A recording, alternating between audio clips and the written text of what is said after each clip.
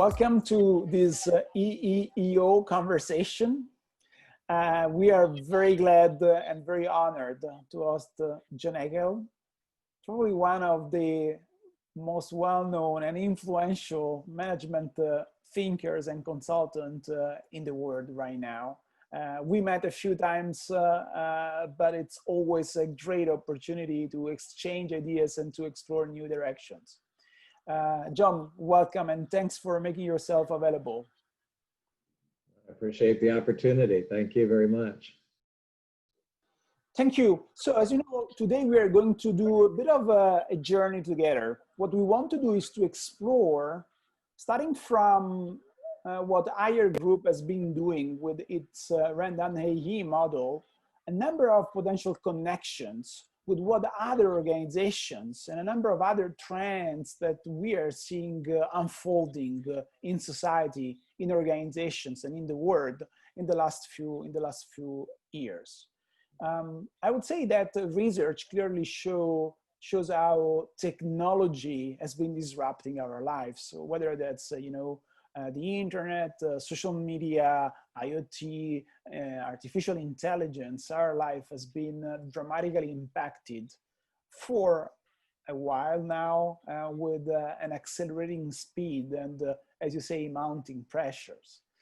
On the background of this, society and I think the climate has been showing lots of uncertainty, volatility, and stress as well.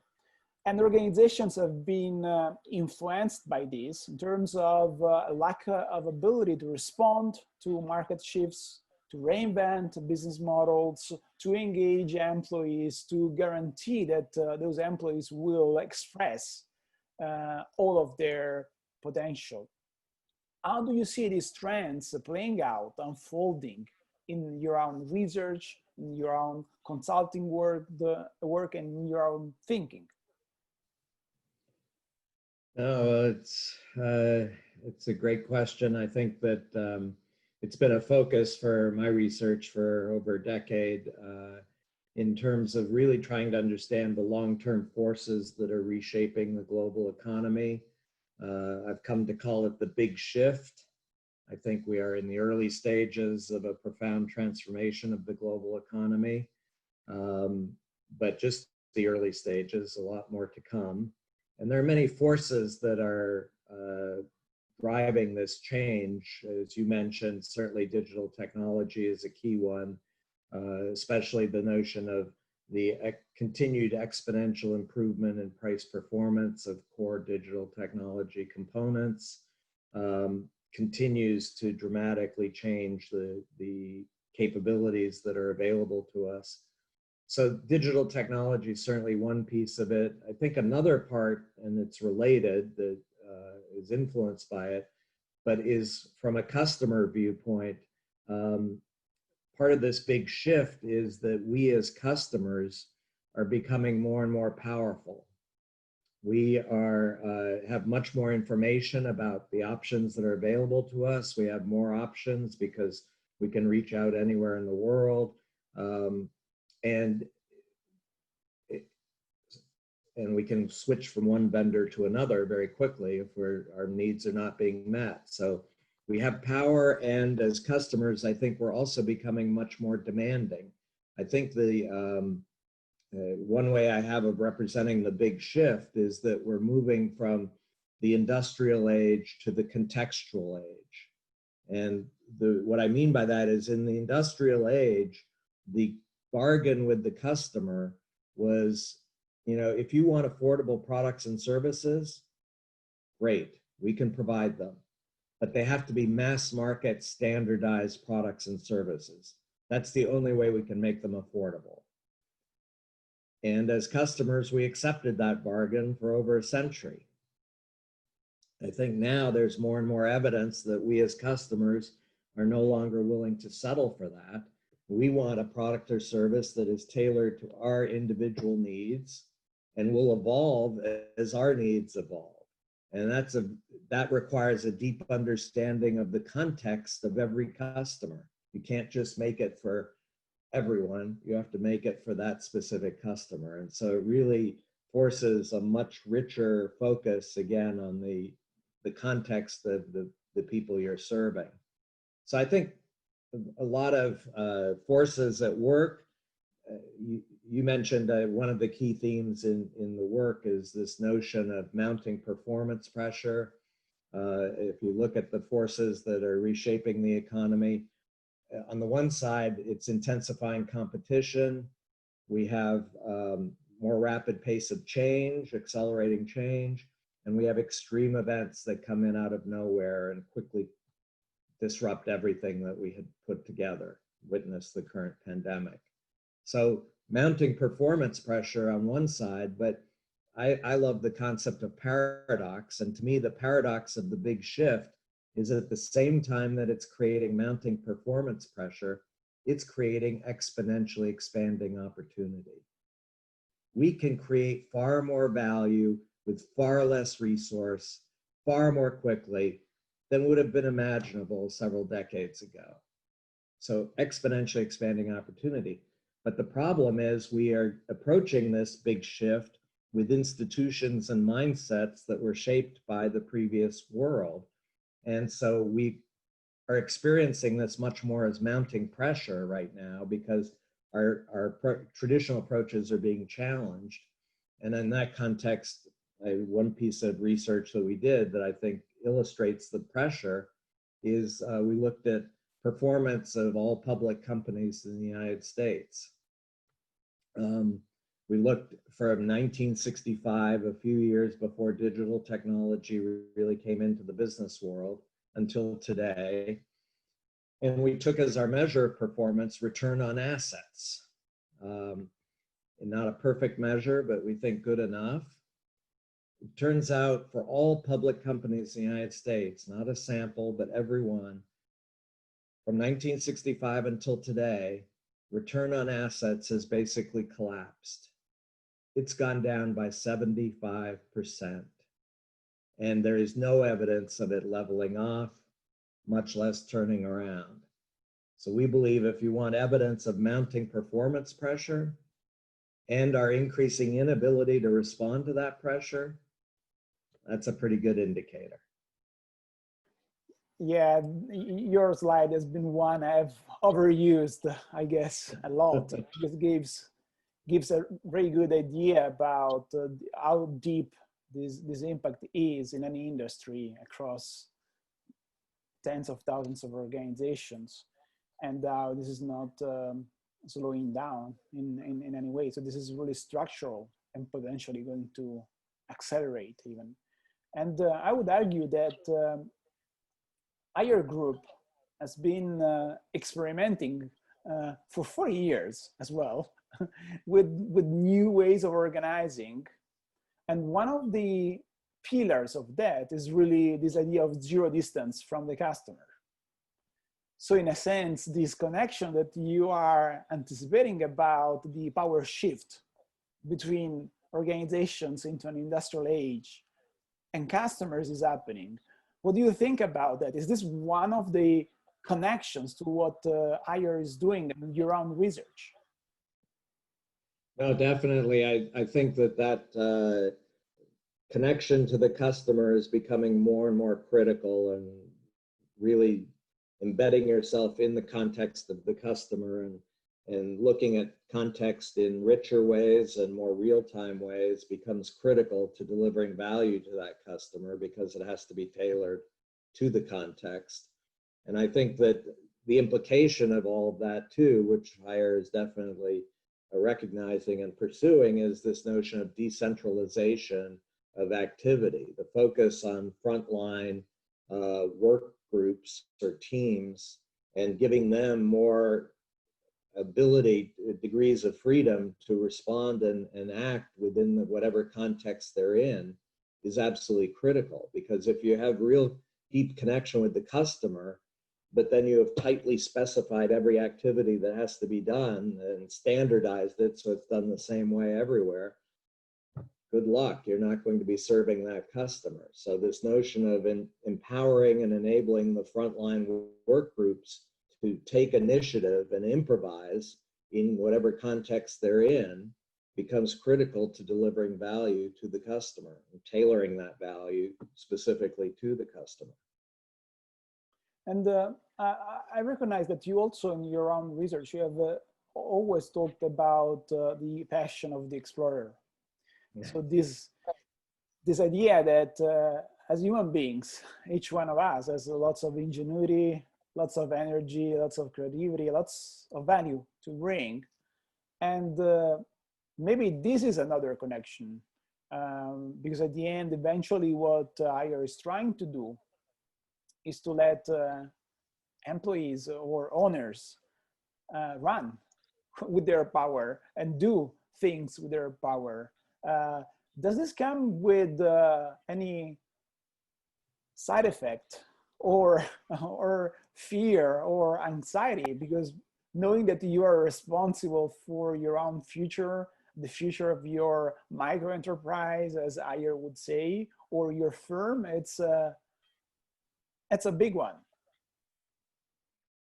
No, there's no question. It is a question of balance, and I think that increasingly in my work, I've shifted from focusing on business in a more conceptual way, an analytic way, to emotions, because at the end of the day, my view is that all the choices and actions we make as human beings is driven by our emotions. And yes, giving a worker very broad freedom to act can create fear. I mean, now I don't know what I'm supposed to be doing. I'm confronting something I've never confronted before. It's very reasonable to be afraid.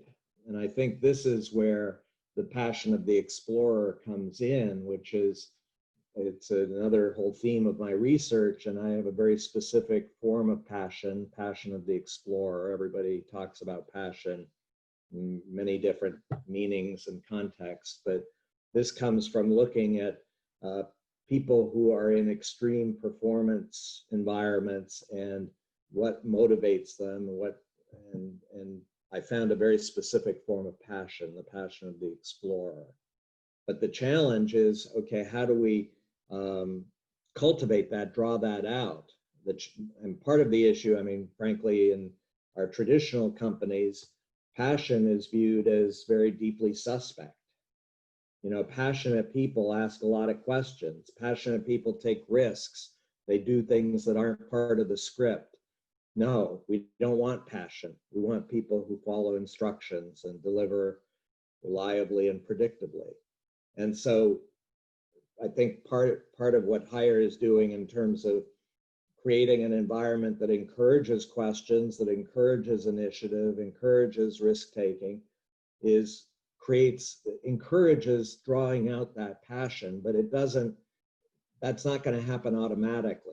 And I think there are a whole set of other initiatives and approaches that can be helpful in drawing out the passion of the workers and helping them to overcome the fear that they're naturally going to experience. And I think part of it is the notion of framing really inspiring opportunities, being able as a leader to really excite somebody with, there's an opportunity here to create a very different kind of value or deliver a very different kind of impact. Let's come together.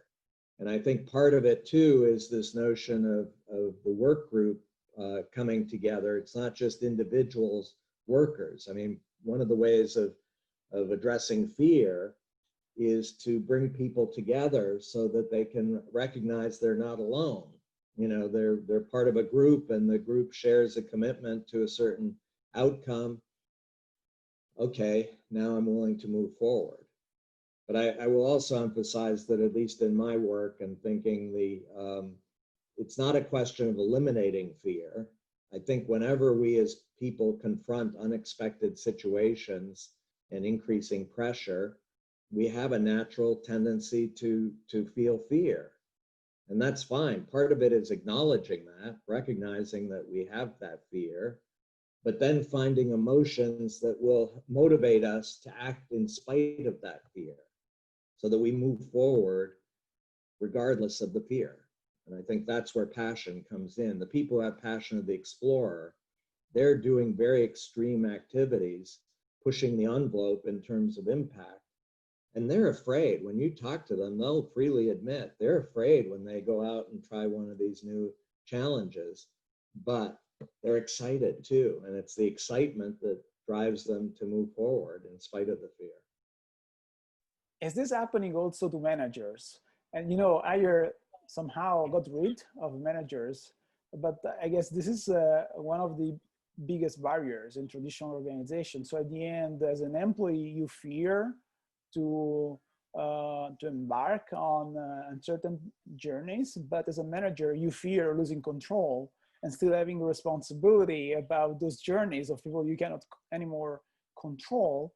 And how to solve maybe this paradox. At the end, we want to let people express themselves with their fears, but in some kind of coordination, not in anarchy, right? How to do that? No, again, I think that's where the role of leadership comes in. It's this notion of framing what's the opportunity and direction that we want to address, and then what are the metrics? How would we measure progress towards addressing that opportunity? And that creates some kind of focus that can keep people aligned while freely recognizing that we don't know exactly how to address that opportunity. That's where we need people to take initiative at the front lines. And yes, it's going to be scary, but on the other side, we need to learn as we go. I'm a big proponent of learning through action. So it's acting and reflecting and then learning from the impact that's been achieved so you can get more and more impact. I will say too that in my view, the role of a manager needs to shift at a fundamental level. I believe there's still a role for management. I don't think we can just eliminate all the layers of the organization. But the role of managers, in my view, in the traditional organization has been all about control. It's making sure that the workers that report to you deliver as specified, reliably, without failure. That's your role. That's your job.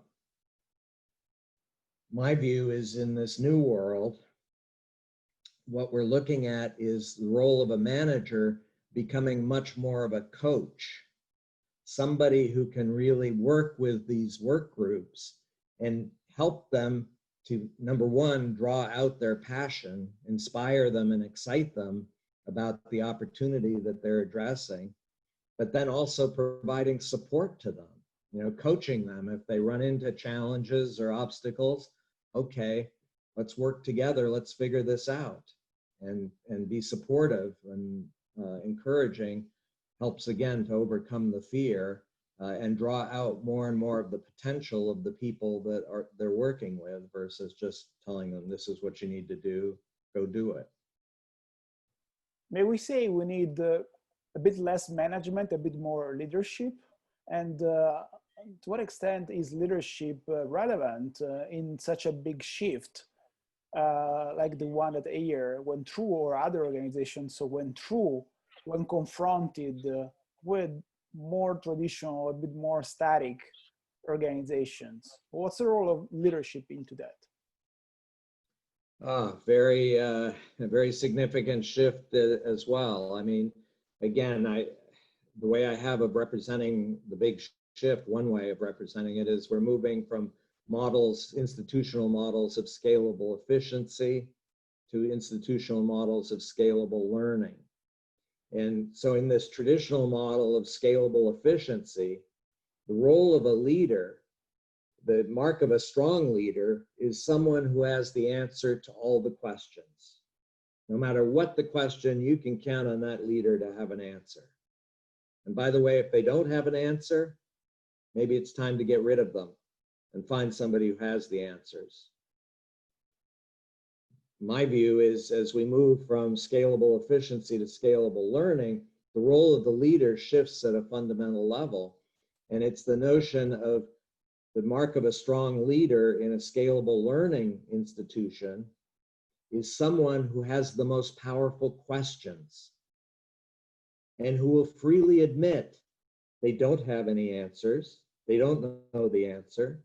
And number two, ask for help. Can you help me? This is a really important question. If we could figure this out, this would be amazing. And it communicates again to the organization a very different set of values and culture of, number one, it's not only okay to ask questions, it's necessary to ask questions. And it's okay to admit you don't know and ask for help, because that's a key to learning. If you're not willing to acknowledge something that you don't know and ask for help, you're not going to learn. And so the leader becomes the hallmark of creating the kinds of behaviors and values that are necessary for success in this rapidly changing world.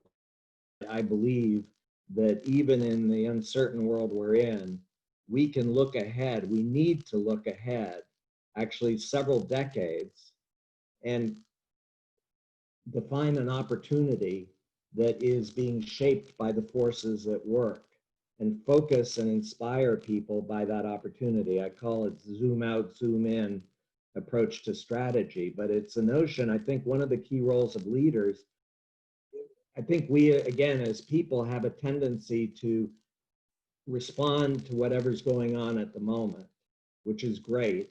That's necessary. But if all we do is respond to what's going on at the moment, we're going to spread ourselves way too thin, because there's so much going on.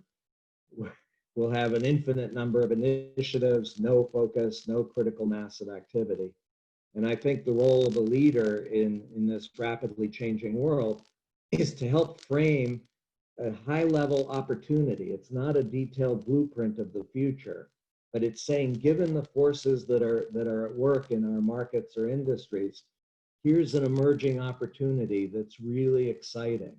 But again, framing it as a question. I don't know how to address that opportunity, but it's coming. And we could create enormous value if we find ways to address the opportunity. Let's work together to figure this out. And then it's focusing, a key part of the zoom out, zoom in is the balance between, on the one hand, looking ahead and framing an inspiring opportunity.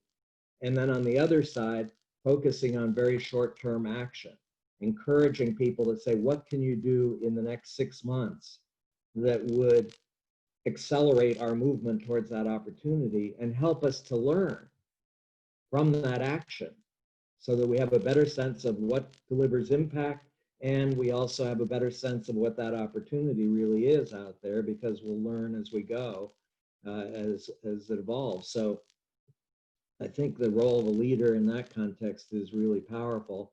And again, I go back to emotions. You mentioned this notion of fear and uncertainty. And again, I think in this context, zooming out, having an inspiring long-term opportunity can help to motivate people to overcome their fear. And then the focus on short-term action to say, let's learn through action. Now you start to build credibility, because people can see action being taken and impact being achieved. Now that opportunity we've been talking about is not just a fantasy and a speech. It's we're headed in that direction. This is exciting. Let's go forward. Let's move forward. Again, I see strong connections with what you are saying and what Ayer has been designing. They have this concept of industry platforms that, in a sense, do the strategy, giving priorities and investments as well on some user scenarios. And then they have this concept of EMC, in which they ask micro enterprises, in their case, to bid and to provide services that are needed to reach some kind of outcome or provide some kind of service. So at the end, it's about kind of bottom up and top down movement at the same time, but in a dynamic way. So at the end, as you said, we have the questions, we don't have the answers. A question I have for you is, okay, as an employee, I will accept that, but what's the price? Why should I be in this risky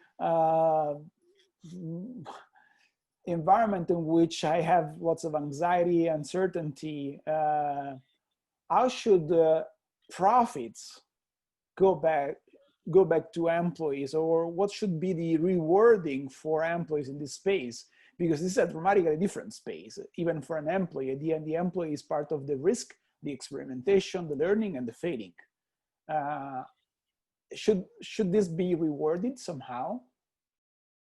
No, it definitely has to be rewarded. I think, again, it goes back to the notion of this passion of the explorer. If a worker has this passion of the explorer, these people are driven not by extrinsic rewards, cash payments. They're driven by intrinsic rewards of the feeling of accomplishment and impact. I made a difference. I did something that really made a difference in my environment and is valuable to people. And so ultimately, I think at the end of the day, if we just focus on, cash compensation, extrinsic rewards, that's not going to be sufficient to overcome the fear and to motivate people to really take the risks that are needed. They have to have that passion. Now, having said that, clearly you want to compensate them for the impact they're achieving, recognize the impact and compensate them for it with cash and other material rewards. But I caution when I deal with companies not to focus just on the material rewards or extrinsic rewards. It's how do we motivate people to get intrinsic reward and satisfaction. And again, people who have this passion are deeply rewarded. They feel deep satisfaction because they've accomplished something that was believed to be impossible. We talked a lot about Ayer. Is there any other organization that comes to your mind, an organization that is trying to live, the pressures, but also the experimentations connected to the big shift journey? So empowering the passion of the explorers and trying to really decentralize and trying to decouple the firm, some of these trends that we have been talking about, except Ayer. Any other name that you can think of? Certainly there are some other companies that can be cited as examples, but what I find very interesting is that virtually everyone cites the same companies as examples because there are so few, that everyone knows, okay, W.L. Gore, everybody's heard of that. Semco, everybody's heard of that. Great. I think that to me, the striking thing is that there are so few examples, that most of our companies are still deeply immersed in the traditional way of running a business and again, experiencing that mounting pressure and diminishing performance over time. So I would say that the area that I think tends not to be as emphasized as much in these examples is the focus on connecting more effectively with a broader range of third parties outside the company. Most of the discussion and focus is on how you organize the people within the company and the kinds of activities they pursue, and which is important, absolutely essential. But in my view, the way to address exponentially expanding opportunity is to increasingly find ways to mobilize third parties so that you can create much more value, exponential value, and learn faster together. And I think that's one of the missing elements here in terms of really addressing the changes, because it is actually much easier now to connect with third parties anywhere in the world and coordinate and orchestrate activity. I wrote a book called The Power of Pull, and a key theme in that book was this notion of how can we be more effective at pulling a broader range of participants to create more value for a particular market or customer. And I'll just give you a quick example of a company in that context. it was a startup in Silicon Valley called Portal Player. And this was several decades ago. Some executives from one of the big semiconductor companies saw the opportunity for digital music players. And they knew that they couldn't, at the time, there were huge technology challenges, everything from the size of the device to the cost of the device, the quality of the music, battery power. There were just an enormous range of technology challenges, but they saw the opportunity.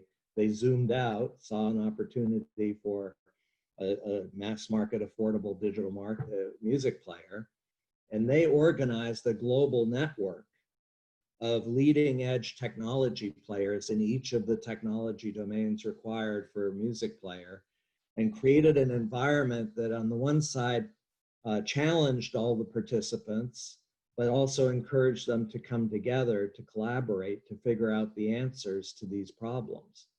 And long story short, in a few years, they dramatically increased the innovation that was required to make this a mass market product. And when Apple first introduced the iPod, guess what? They were using a Portal Player technology platform within the iPod. They could not have done it without Portal Player. And so I think it's an illustration of the untapped opportunity to connect and learn faster together. And I'll just mention, the companies, a longer conversation, I've written a lot about this, but the companies that I think are most effective at leading edge in terms of this notion of mobilization of third parties are actually in China and India. And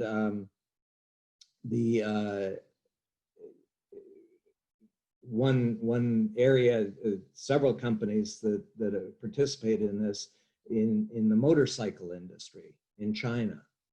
Startups in the motorcycle industry that decided to challenge the very dominant Japanese motorcycle manufacturers. And the way they challenged them was by creating these broader networks of innovation around the different components of a motorcycle, and rapidly created more reliable, high-performing motorcycles at much lower cost. And so I think it's just examples of how, if we're really serious about learning faster, we need to be very serious about connecting with a broader range of participants so that we can learn faster together and not just try to do it on our own. This is really at the core of what we do as Boundaryless with the platform design toolkit, so about ecosystems and marketplaces. But I would like to go back to your previous point. There are not many organizations, that can be mentioned, having done this journey already with lots of success. And yes, we are mostly talking about the same ones. What can we do about it? So at the end, what if I'm the CEO of a large incumbent?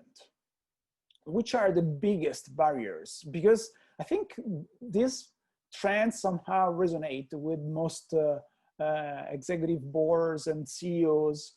But at the end, those organizations are not able, at least not so good at changing direction, at embracing these new trends. So what can we tell them to put them in the right direction, and which are the biggest obstacles they will find in the journey? Well, longer conversation. I think that certainly I've been involved in transformation efforts for decades, and the one lesson that I have to communicate to all senior leaders is never ever underestimate the power of the immune system and the antibodies that exist in every large organization, and will mobilize at the slightest sign of an intent to change and mobilize to crush it, because they want to hold on to what they have. And again, it goes back to this notion of fear. And I think part of the challenge is that in my experience, when most leaders want to drive change, they pursue it as what they call a burning platform issue. If we don't change, we're going to die. we're going to disappear as a company.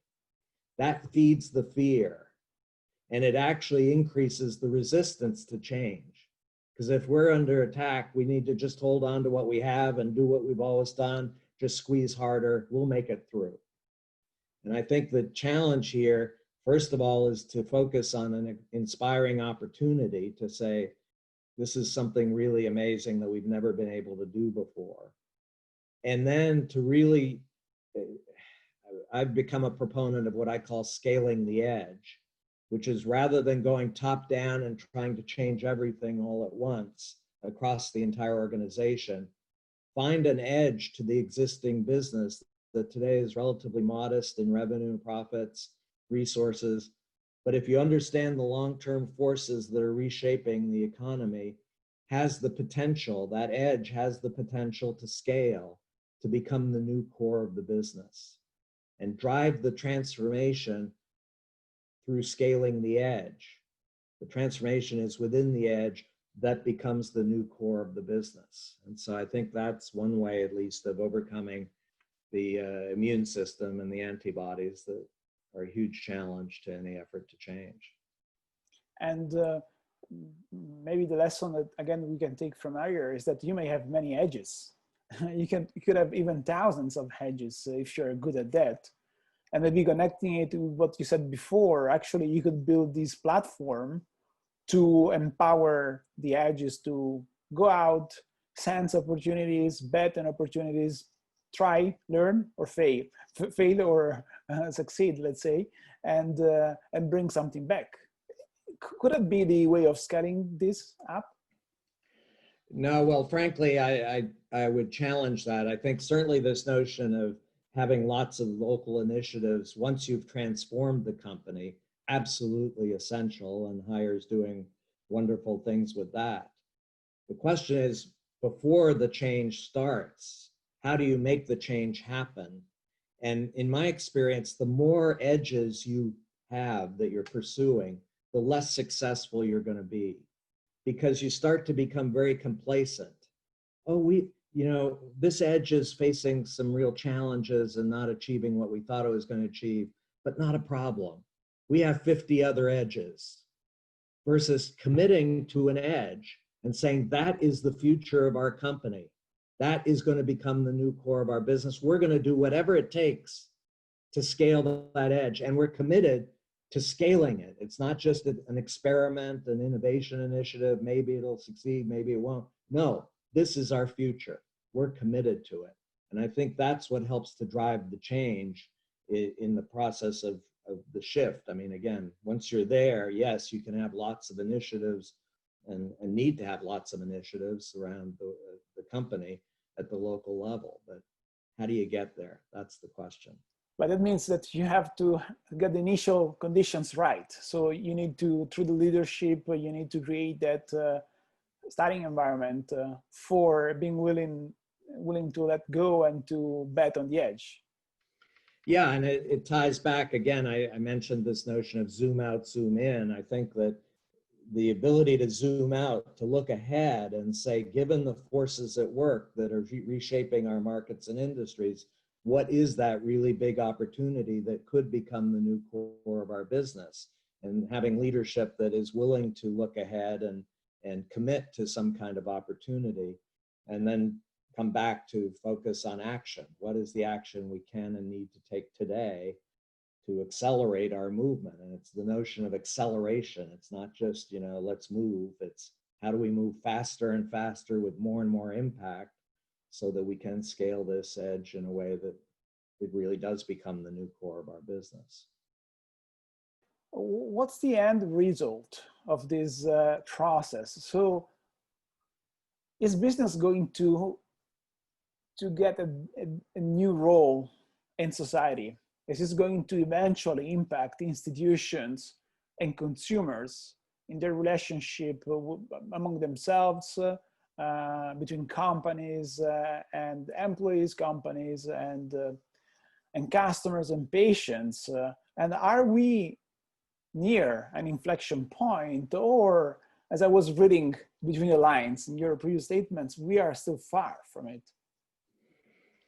Yeah, I believe we're still at the earliest stages, and the fact that most institutions are still deeply immersed in the traditional way of doing things and not driving the change that's required to transform, I think indicates that there's a long journey ahead, and that we really need to first of all see the need for the journey, and then commit to it in a way that really makes it come to pass, and again overcome the fear, because I believe the biggest barrier that we are all facing in this big shift world is mounting fear. I mean, we have more and more fear, and if we become afraid, we tend to shrink our time horizons, just focus on what's happening at the moment. We magnify perception of risk, discount perception of reward. We lose trust erodes because we're under so much pressure and we don't know who we can really count on. So there are a lot of forces that come together if you are feeling fear. And the challenge is, again, moving people to see the opportunity that's out there and coming together to address that opportunity. But can this be done at the organizational level? Because at the end, if you have Wall Street and the market working in some direction with some expectations from CEOs, and you have consumers with some expectations about institutions and companies, how can this scale to a societal level? Is having a bunch of organizations, maybe many organizations, doing this enough to achieve something better for us as a species? Well, I think over time, I'm an optimist, and I believe that as we get more examples of success and the ability to make this change, it'll inspire others to act as well. And I think to your point about Wall Street, I mean, one of the issues I get from executives all the time is, we're prisoners of Wall Street. All they want is quarterly performance. If we don't deliver, if we miss it by a point, we're going to be fired. All we can do is focus on the short term. They're driven by fear of the investors. My response, on the one side, I'm sympathetic. I understand the fear. On the other side, my challenge is, when was the last time you went to your investors and articulated a really inspiring long-term opportunity that could create so much more value for your company and for your investors? They would look at me and say, well, how could I possibly do that? The future's too uncertain, And my response is, well, what do you expect investors to measure you on then? All they have is short-term performance. And you get this vicious cycle. The more the investors focus on short-term, the more the leaders focus on short-term, the more the investors focus, and it's a death spiral. And so I think it really requires a notion of the importance, the imperative of change, and to really, again, focus on opportunity, not view this as a threat, not view this as, the burning platform, but recognizing that at the same time there's all this pressure, there is opportunity that was beyond the imagination. How do we address that opportunity and use that to drive the change that's really necessary? John, that was my last question, but what I really sense in your answers is that we must be optimistic. We must have hope, because there is lots of opportunity, even in these specific times, and there is so much to build, to co-create, to amplify, to support, to connect. And I think this is a very strong message to close this call, because regardless of the technicalities, how we are going to do that, we have a responsibility as businesses to do that. So I really want to thank you for spending this time with us and sharing your thinking and what you are seeing with us. We are going to continue this conversation next month.